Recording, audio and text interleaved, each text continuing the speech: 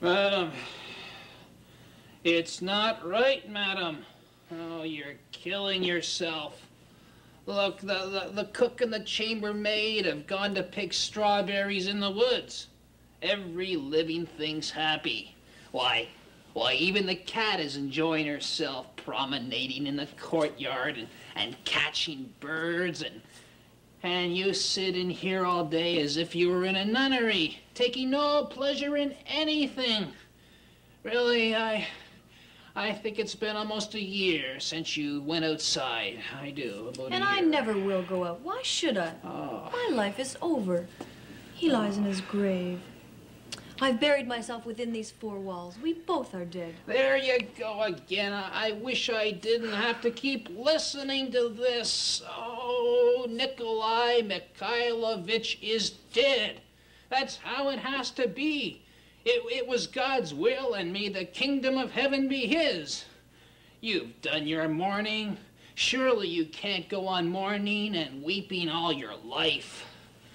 Oh, I lost my missus too, you know. Well, what of it?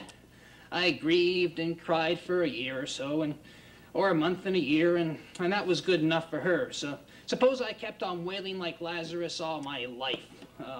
It'd be more than the old woman was worth. It would.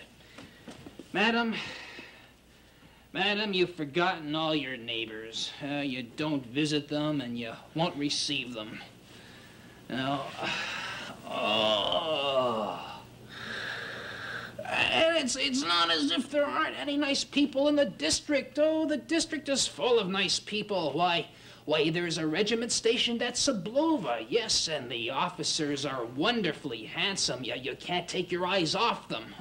In camp, there's never a Friday night goes by without a big ball. Oh.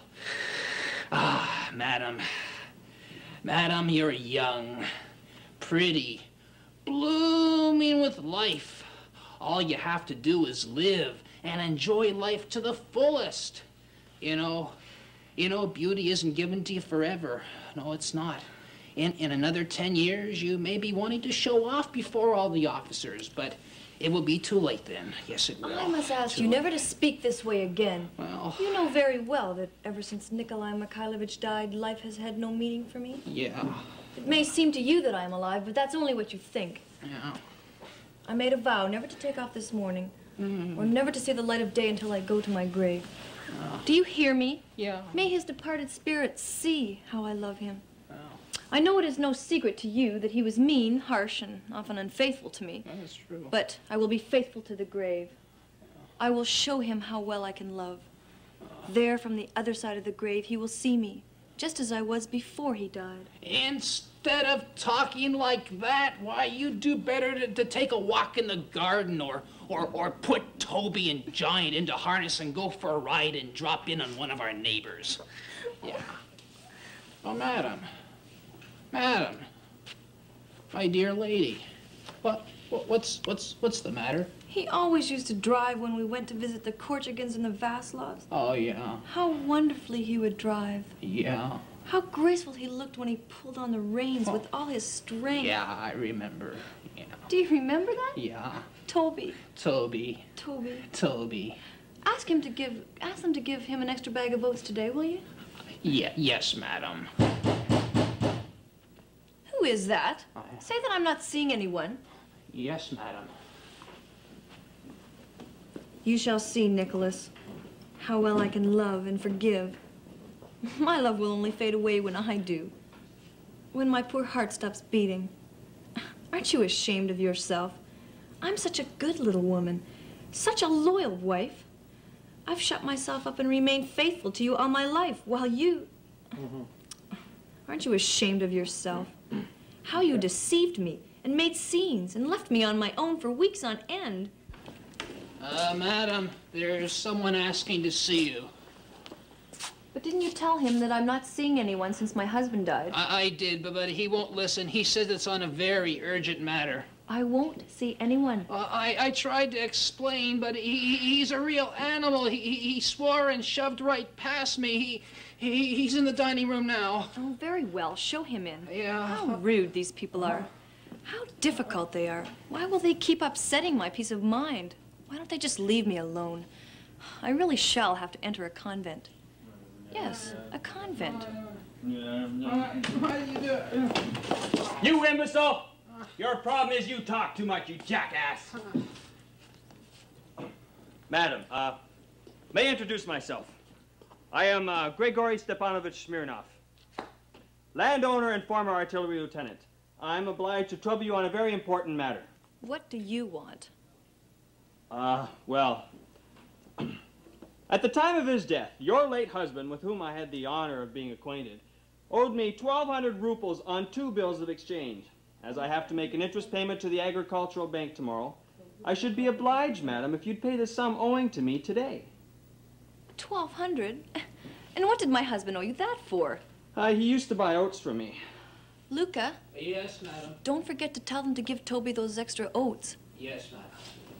If Nikolai Mikhailovich owed you something, then of course I'll pay. But I must ask you to excuse me because I have no money in hand today. The day after tomorrow, when my bailiff returns, I'll ask him to pay you what's owing. But until then, I can't settle. I'm sorry. My husband died 7 months ago today, and I'm in such a state of mind that I don't feel like discussing money matters.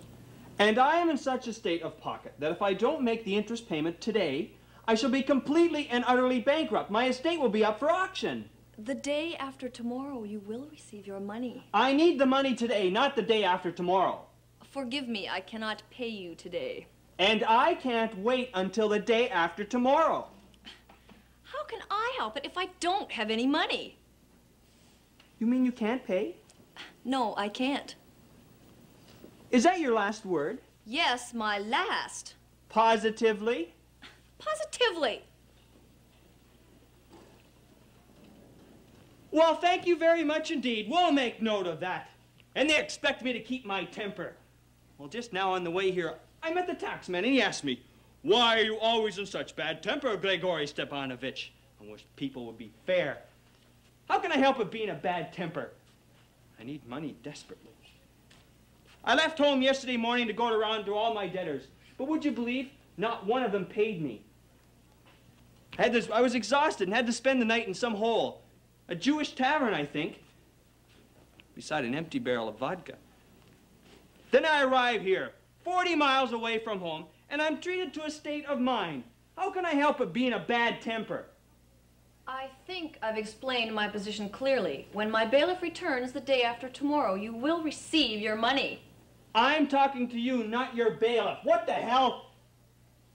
Excuse the language. Do I want your stupid bailiff for? Forgive me, sir, but I'm not used to such tone or such language. I won't listen to it any longer.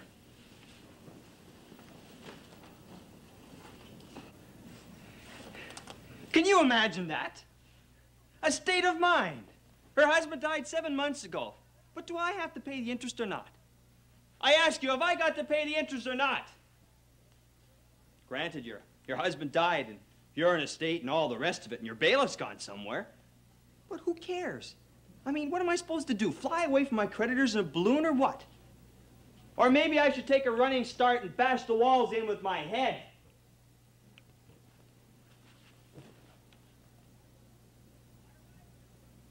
I arrive at Rozdiev. He's not at home. Ilusevich has gone into hiding.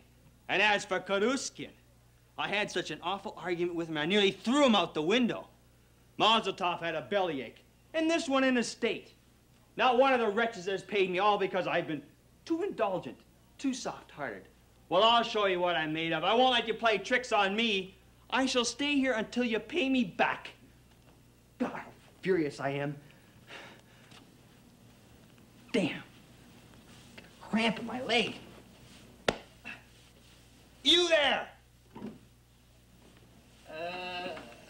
Yes, sir. Bring me some kvass or a glass of water. And just think of it. A man needs money so desperately, it's like a noose around his neck. Because, if you please, she doesn't feel like discussing money matters. Proper petticoat logic. That's why I never like talking to women. I'd rather sit on a barrel of gunpowder than talk to women. What?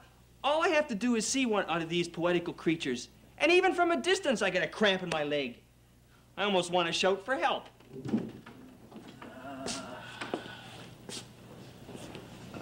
Madam is not feeling well and is seeing no one. Get out of here, you! Not feeling well, eh? And not seeing anyone? Very well, madam. I shall stay here until you pay me back. I'll get my own back, my good woman.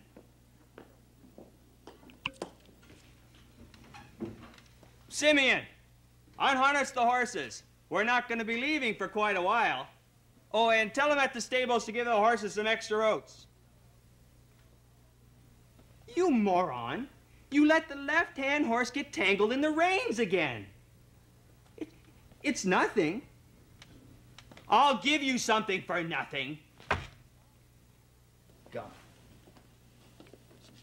It's intolerably hot.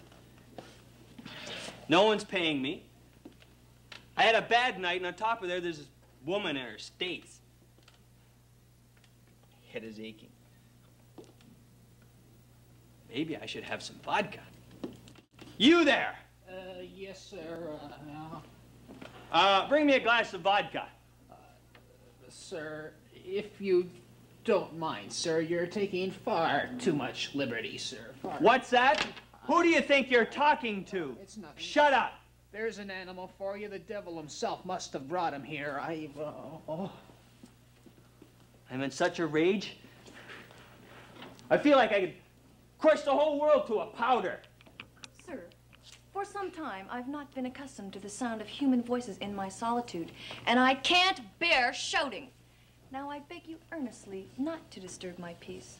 Now I've told you before, and I'll tell you again, I can't pay you today. So you won't pay me, hey? I can't. Well then, if you can't pay me today, madam, I shall stay here till you pay me.